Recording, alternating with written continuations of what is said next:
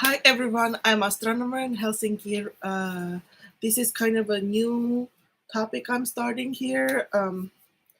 It has been on my mind, but finally I'm starting. I started recently, but this is the first live recording for it. And always my YouTube is to make science transparent for everybody. So even if I make mistakes or struggle, you can see that scientists struggle and make mistakes because some um, mm, it's okay, it's part of science, and don't let people tell you that if you made a mistake in science, even a big mistake, that you're not a real scientist. Look, NASA made mistakes in huge projects costing people lives. This is just one example, but of course we are prone to human error even if we try to do our best. So also to demystify what is science, and also to this encourages me to go on because I am 1+ year no funding in my dream career for which I worked 10+ years, and I talk about it in my recently published book in 2025, Helsinki and Me. But I cannot work full time on astronomy related projects because I have to bring financial income streams from other avenues. But a little bit of time I do. I'm grateful that I have to dedicate to um, career development in my dream area, not to give up yet completely. So one of the things I wanted to do was coding skills, AI, and here I'm starting to do with GitHub. So let's. What do I want to do? GitHub is this kind of a repository where you manage the code. Um, and as an observer, I didn't write that much code, or I didn't post it on GitHub, let's say, my code, which maybe was a mistake. It's good to open right away a GitHub account and just start having a GitHub account and get familiar with that repository because um, maybe you'll have a chance to collaborate on a project or write your own project. And I think put your code there. In any case, you can also shadow and look what other people do, how they manage their software, how they build it, how they provide support after publishing their software in astronomy or otherwise, and just a lot more. You can submit bugs or see if people already submitted that bug before, have used that feature a lot. So it is a different type. If you're not a coder, it is like a different environment, black and white, not too many frills and sparkles and color, but it has its own technical language. So it's good to start early to get familiar, not too foreign. Um, and one very successful now, the person I knew as a student when I started my PhD degree, now is very successful professor, I believe, or assistant professor or professor at the University of Helsinki, and they posted their code, if I remember right, on GitHub ages ago, and then somebody connected with them because they wanted to use that code, and that brought in collaborations and papers and citations, and he established himself. So it's a good thing, especially if you are coding heavy, working on coding heavy research projects. Um, so I like a little bit had an account off and on logging into it here and there, but now I have YouTube shorts. This is something I have done as a project. I have done, Jamie, I'm doing a live, um, your favorite GitHub. So now I want to do a program on and post it on GitHub. What is the program? The idea is because I created many short videos on YouTube about Helsinki. And I also wrote a book, Helsinki and Me. It's published in 2025. It's available on Amazon. So as a tradition on this shorts, I would like to put a comment sharing about this resource that I have, this Helsinki and Me, where I summarized in written format some of my ideas about Helsinki and my personal thoughts as well. So it is the same comment, the same sentence. It has, if you enjoyed this, you might be interested in my book, Helsinki and Me, where I develop some of these thoughts, something like that. It's the same sentence, but I have 300 plus YouTube shorts and still more coming. So while I did use manually on the most popular ones, I put that in, and on the new ones, I put it in, but it's a lot of work. So I want to automate it. I want to write a program that takes all of the existing shorts and puts that comment, if it's not already there, and pins it. Can it pin it? I don't know. At least post the comment. And then also for each upcoming short in the schedule of shorts to also add this comment, because you cannot add comments before you publish publicly, release it to public. So it will be useful for me. And not only I will learn and do this service to my videos of putting that comment in there for my shorts about my book, but second, doing this GitHub project, I will also learn how to interact using a program with my YouTube shorts in case I want to do something else. So that will be fun. And I already feel that there are also a lot of AI potential, slice the shorts, whatever, write an article about the shorts, transcribe the short, I don't know, there's limitless. So it's also an avenue for me to later maybe build on and maybe do some AI related activity. So I'm really excited about it. I'm giving myself a time frame of this summer, work a little bit by little bit. So let's start. I need to share my screen. To share my screen.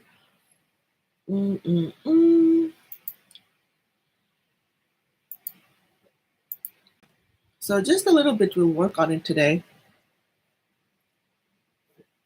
This is my website, and we will I manage it through WordPress. Thank you, WordPress. And yes, I'm wearing my top inside out. If you haven't learned about it, I do things the opposite way. But why? Because it has this, it's more gentler. It has these seams that are harsh on my skin. So, and as you know, I do appreciate when people are polished and ironed out, but I also come from California, and just personal preference, the authentic you, the liberty of self-expression, not judging people by their cover. I know it is not something that's done a lot, because when I first started traveling from California to other states, I believe it was Iowa first, and I thought I got dressed quite well for an academic interview, but when I showed up, I saw all the other contestants really dressed to the nines for that interview. And I think it was judged poorly that I wasn't, in a suit. I didn't own suit, nor had I money to buy it anyways, but it was judged that way. And as I traveled even further east from California to now Pennsylvania, and then even further east to France, where I lived for a year, dressing up and presenting yourself. I think in Finland also it is that way, that you need to dress up, otherwise you are judged poorly. Not that I follow it, because I don't follow. I try to follow myself instead of what I kind of don't care what people think about. I'm not going to change myself, for this culture or that culture. But I'm aware So if I do want to impact, I can make that choice. Um, but in California, it's the opposite. You have to be careful and not judge people that much by their cover. First of all, it's very free.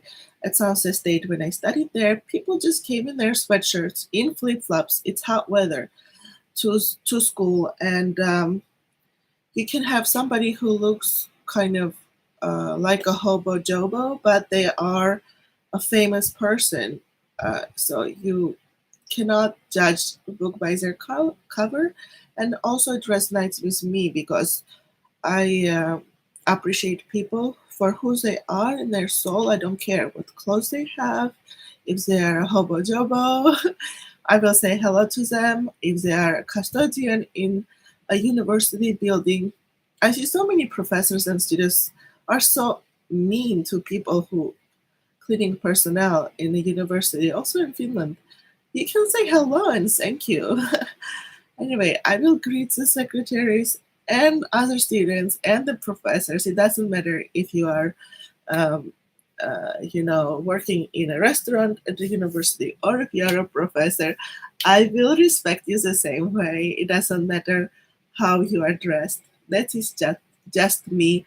Just because you are a professor or a president, it doesn't mean that I will be putting you on a pedestal. So it is important for me who you are in as a person.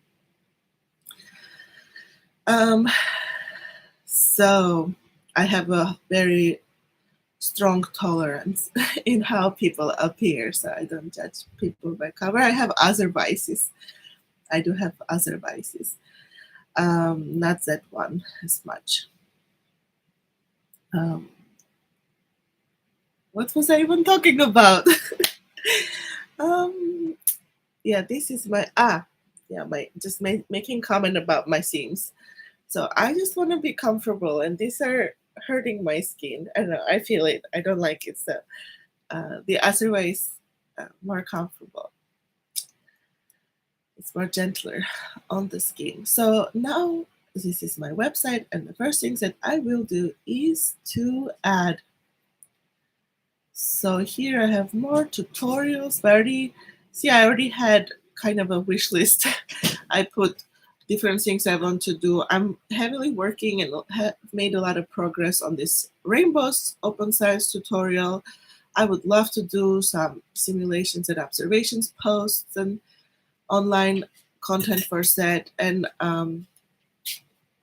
these are other things, galaxy surveys, coding.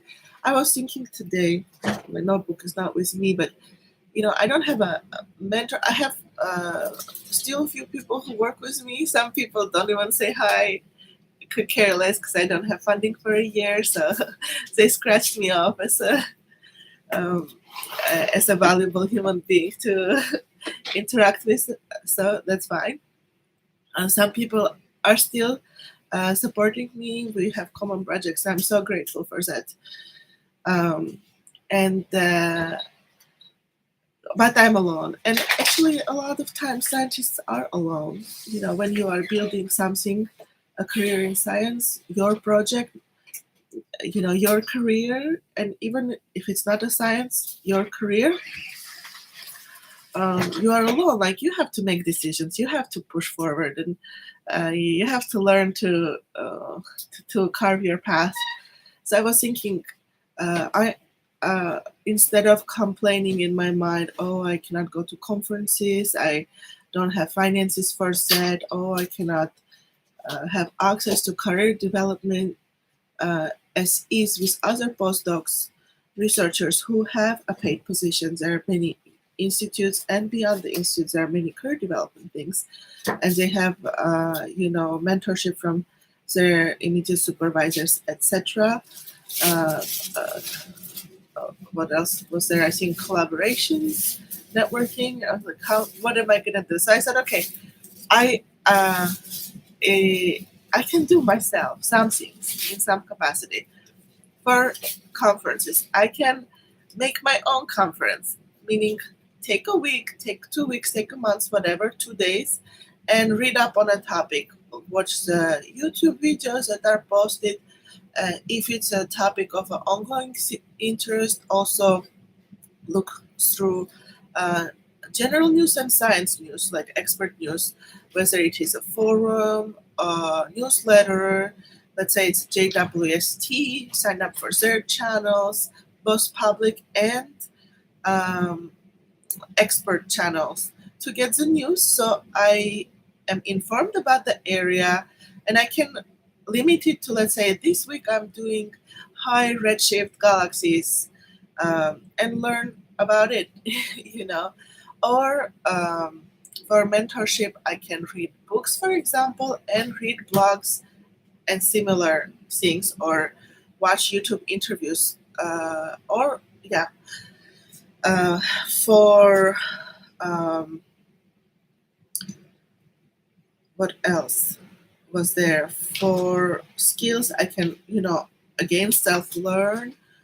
For networking, I can try and connect with people through online channels, in forums again, or by emailing people if I have a question about their paper or programs that they do, and similar things. I wrote some other things there for myself, like grants, investigating more grants in the European. I'm in Finland. Okay, I'm not successful here, but maybe on a European scale, um, there are more initiatives for women astronomers, for women researchers. Maybe I can find those resources that are there, including funding to travel to conferences with kids, or childcare help or something. I kind of hit a block here in Finland. I traveled once to a conference with my partner who was babysitting, but I ended up getting my like half of the cost reimbursed to me because I had a partner. It was kind of not fair, in my opinion, because a single person who didn't have the trouble of traveling with kids, they got more money, but I traveled with kids. I should be getting more money, to uh, cover the cost for kids, but no, I'm actually penalized. I'm halved in my reimbursement because which ends up less than if I traveled by myself. It because I had brought kids with me and I needed somebody to watch them. I don't know. It doesn't make sense. And I have heard in other places like Australia and other conferences in China, in Chile, who have which have um, uh, provided financial resources to offset the cost of childcare for a person who is coming with children to that conference. So I'm trying to learn, I don't know anybody who is a postdoc with kids around me to talk to. There is a professor or advanced researcher with kids, but this is a different stage of career. So of course I can learn from them, but they don't have the same situation, so they don't know. Um, yeah, the most important thing is not to give up. Yes. But so let's go to, so I'm in my account where I can make edits, and now it's coding. And so how can I,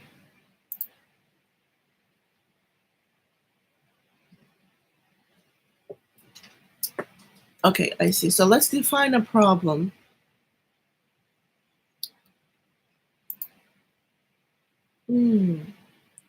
Why is it like that? I don't know.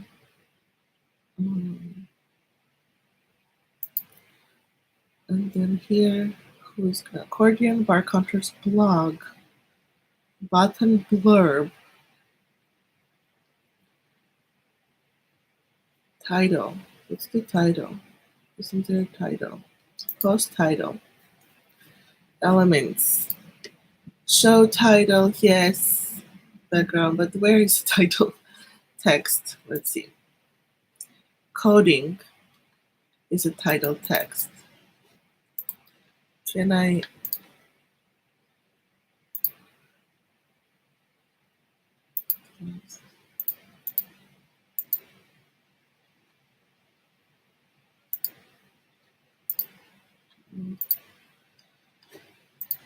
Oh well, I don't know how to change the title. It is. What if I do this? Okay, but we can add a section, and now what does the accordion do? I wonder. Let's just do text, and we'll say, yeah, it's not coding really. Um, mm, mm, mm, mm, mm, mm. Oh well, let's just start here. AI skills, GitHub project, coding challenge, tutorial, open science tutorial. I call them open science tutorials. Okay, I want to goals, benefits. I'll write later. I want to put to create to learn GitHub to. I want to improve my GitHub skills. I will create a program on and manage it on GitHub. The program will populate the same command on my own YouTube shorts, previous and future. Let's do it. Okay, here. I have done this. Then now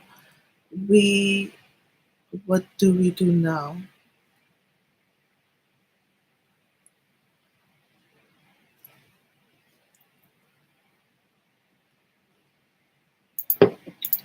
Now we go here, and this is GitHub, this is my code. Dashboard, maybe Ask Copilot. So I want to start a project. So actually in GitHub Docs, you can, getting started with Git, you can learn the basics by working through an example scenario. You can do that. I don't want to do that. I want to build my own program and learn as I go. So this is what I'm gonna do. Top repositories. Let's do new. I guess that's what it is. Create a new repository. Contains all project files, including the revision history. We have a project repository. No, I don't. YouTube blurbs is available.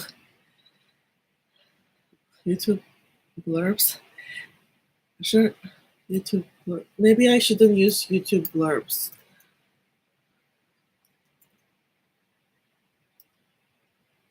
Auto blurbs. Description populates the same comment into YouTube short videos. Public, anyone on the internet can see this repository. You choose who can commit. Initialize this repository at a README file. I have no idea what this is. Add git ignore. Choose which files not to track from a list of templates. License.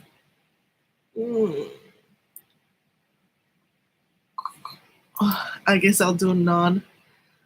Create repository. Ta-da! We're gonna create a new repository. Okay. And here's a README file. I think this is a great first step. Yes. I can try and copy it and put it as the link. As a blurb, maybe. Yay. The first step is done. The repository on Git. The Git repository is created. The Git repository is created. Link is here, and then in the text, your title. Step 1 accomplished.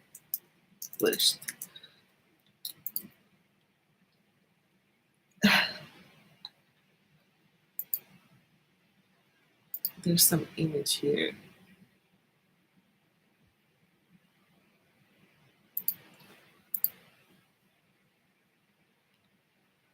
But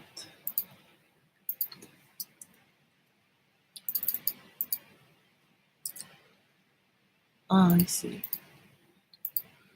That image.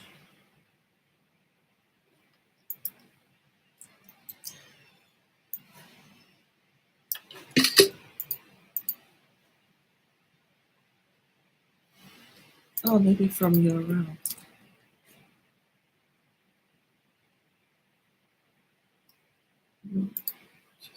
Image. Upload files. Desktop.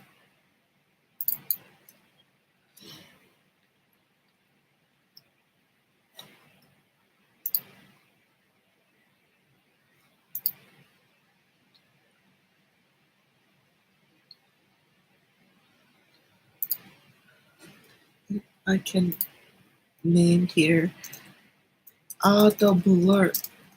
Auto blurbs.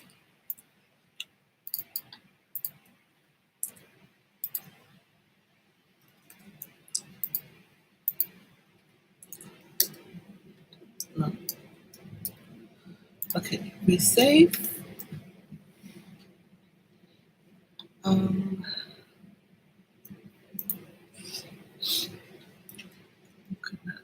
Say next step. Next step. Start building with Python. How to link to YouTube. Maybe populate one comment first.